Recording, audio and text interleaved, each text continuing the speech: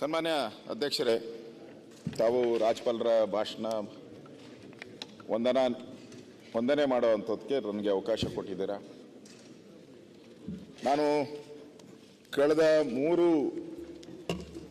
ಈ ಸರ್ಕಾರ ಬಂದ ಮೇಲೆ 3 ರಾಜ್ಯಪಾಲರ ವಿಧಾನಮಂಡಲದ ಭಾಷಣ ಅಂತೇಳಿ ಇದೆ. 23, 24, 25.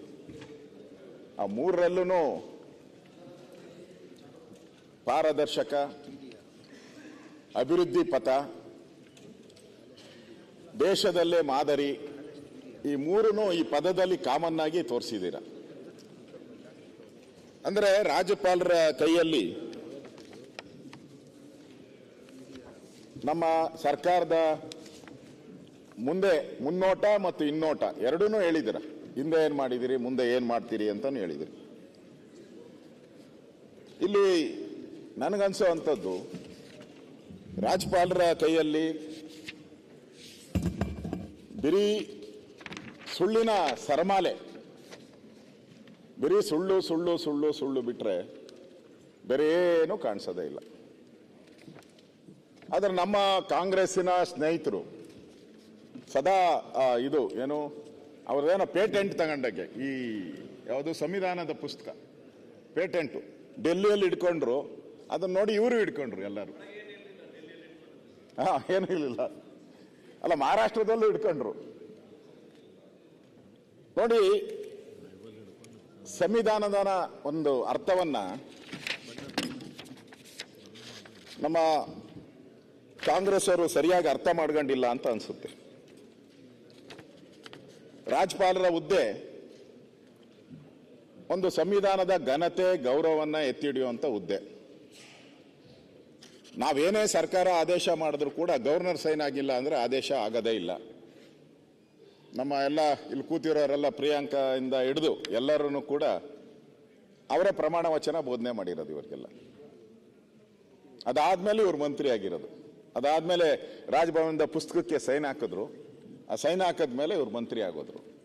ಮುಖ್ಯಮಂತ್ರಿಗಳಿದಾರಲ್ಲ, ಅವರು ಇಲ್ಲಿಗೆ ಮಾತ್ರ ಶಾಸಕಾಂಗ ಇದೆಯಲ್ಲ, ಇಲ್ಲಿಗೆ ಮಾತ್ರ ಅವ್ರ ನಾಯಕರು. ಗವರ್ನರ್ ಇದಾರಲ್ಲ, ನ್ಯಾಯಾಂಗಕ್ಕೂ ಅವರೇ ಬೋಧನೆ ಮಾಡೋವಂಥದ್ದು. ಜಡ್ಜ್ಗಳು, ಚೀಫ್ ಜಸ್ಟಿಸು ಅವರೆಲ್ಲ ಪ್ರಮಾಣ ವಚನ ತಗೊಬೇಕಾದ್ರೆ ಮುಖ್ಯಮಂತ್ರಿಗಳು ಹೋಗಿ ಬೋಧನೆ ಮಾಡಲ್ಲ, ಗವರ್ನರೇ ಬೋಧನೆ. ಅಂದ್ರೆ ಎಲ್ಲ ಕರ್ನಾಟಕದಲ್ಲಿರೋ ಎಲ್ಲ ಅಂಗಗಳಿಗೂ ಅವರೇ ಚೀಫು. ನೀವು ಒಂದು ರೀತಿ ಅವರಿಗೆ ಅವಮಾನ ಮಾಡ್ತಾ ಇದ್ದೀರಾ, ಈಗ ಅಪಮಾನ ಮಾಡ್ತಾ ಇದ್ದೀರಾ, ಅವ್ರಿಗಿದ್ದಂಥ ಅಧಿಕಾರಗಳನ್ನ ಕಸಿತಾ ಇದ್ದೀರಾ. ಈಗ ನ್ಯಾಚುರಲ್ ಆಗಿ ಅವರಿಗೆ ಯೂನಿವರ್ಸಿಟಿಗಳಲ್ಲಿ ಕುಲಪತಿಯಾಗಿ ಕೆಲಸ ಮಾಡುವಂಥದ್ದು, ಅದರ ಆಗುವವುಗಳನ್ನ ನೋಡುವಂಥದ್ದು, ಇವೆಲ್ಲ ಅವ್ರಿಗೆ ಇದ್ದಂಥದ್ದು. ಅದರಲ್ಲೂ ನಮ್ಮ ಪ್ರಿಯಾಂಕಾ ಅವರು ಮುಂಚೂಣಿ ಹೋಗಿ ಅವ್ರ ಇಲಾಖೆಯಲ್ಲೇ ಫಸ್ಟ್ ತೆಗಿಯೋಕ್ಕೆ ಅಲ್ಲಿಂದ ಎತ್ತಂಗಡಿ ಪೈಲಟ್ ಪ್ರಾಜೆಕ್ಟ್ ಫಸ್ಟ್ ಬಿಡೋದು ಯಾವುದಾನ ಒಂದು, ಆಮೇಲೆ ಆ ಸಕ್ಸಸ್ ಆದರೆ ಉಳಿದದ್ನೆಲ್ಲ ಮಾಡಲಿ ಅಂತ ಅವ್ರು ಮುಂದೆತ್ತು. ನಾನು ಕರ್ನಾಟಕದ ಮಾತಾಡ್ತಾ ಇದ್ದೀನಿ. ನಾನು ಗುಜರಾತದ ಮಾತಾಡಿದಾಗ ಬನ್ನಿ ಗುಜರಾತಲ್ಲಿ ಮಾತಾಡೋಣ, ಅಲ್ಲಿ ನಿಮ್ಮ MLA ಗಳವರೇ ಹೇಳಿ. ಅಲ್ಲಿ ಅಧ್ಯಕ್ಷರೇ, ಒಂದ್ ಕಡೆ ಗವರ್ನರ್ಗೆ ಅಪಮಾನ, ಶಾಸಕಾಂಗ, ಕಾರ್ಯಾಂಗ, ನ್ಯಾಯಾಂಗ ಇದರೆಲ್ಲರ ಚೀಫ್ ಅವರು. ಅವ್ರನ್ನ ರಾಜ್ಯಪಾಲರು ಅಂತ ಹೇಳಿದ್ರೆ ಸರ್ಕಾರದ ಕೈಗೊಂಬೆ ಅಂತ ತಿಳ್ಕೊಂಡ್ಬಿಟ್ಟಿದ್ದಾರೆ. ಸರ್ಕಾರದ ಕೈಗೊಂಬೆ ಅಲ್ಲ, ಅವ್ರಿಗೆ ಅಧಿಕಾರ ಇದೆ.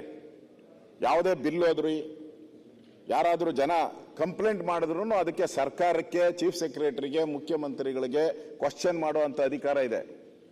ಅದಕ್ಕೆ ಉತ್ತರ ಕೊಡಬೇಕಾಗಿದ್ದು ಸರ್ಕಾರದ ಕರ್ತವ್ಯ. ಈಗೇನೋ ಹೊಸದಾಗಿ ಏನೋ ಚೀಫ್ ಸೆಕ್ರೆಟರಿ ಮೊದಲೇ ಡೈರೆಕ್ಟ್ ಆಗಿ ಕೊಡ್ತಾ ಇದ್ರು, ಅವ್ರನ್ನೂ ಕೊಡಬಾರ್ದು.